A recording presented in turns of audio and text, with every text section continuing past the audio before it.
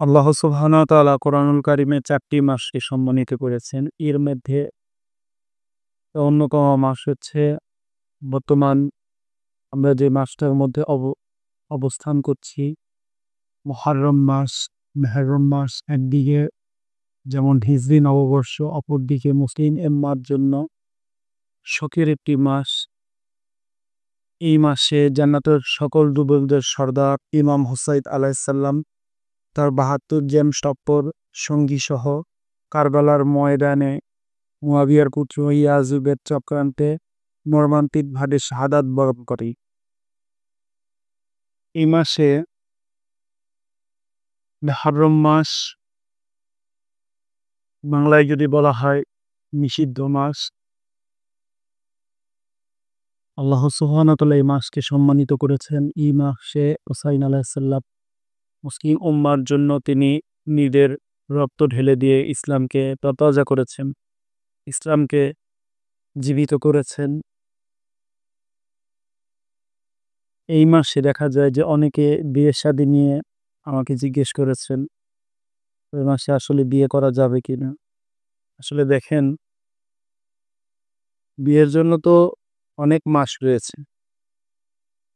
আপনি যদি এই মাসটাকে বিয়ের মাস হিসাবে মেনে নেন বা বিয়ের মাস হিসাবে আপনারা নির্ধারণ করেন, সুখের মাস, এই মাসের মধ্যে আপনি একজন মুমিন মুসলমান হয়ে থাকলে কিভাবে বিয়ে করেন?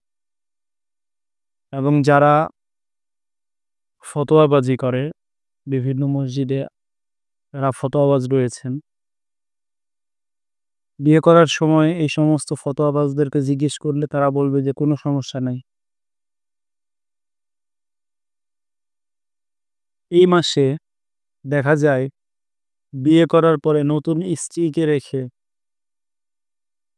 কারবালার ময়দানে শহীদ হয়েছেন, এরকম বীর যোদ্ধাও আছে।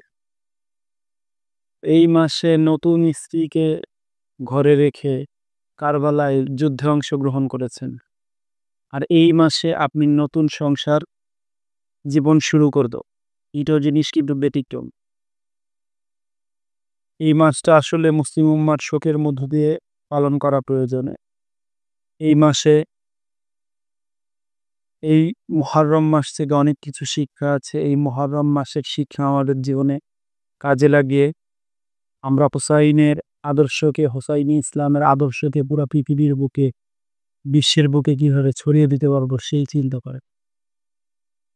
বিয়ে করার জন্য তো আরো 11 মাস পরে আছে।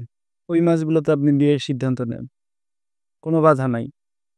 তবে আপনি যদি মুমিন মুসলমান হয়ে থাকেন এবং জান্নাতের আশা করে থাকেন, আমি বলবো যে এই মাসে আসলে বিয়ে শাদী উৎসব, কোনো ধরনের উৎসব মুসলমান যারা মুমিন মুসলমান দাবি করেন, আহলে বাইত প্রেমিক দাবি করে, তাদের একান্তভাবে করা জরুরি নাই। আমি জরুরি মনে করছি না।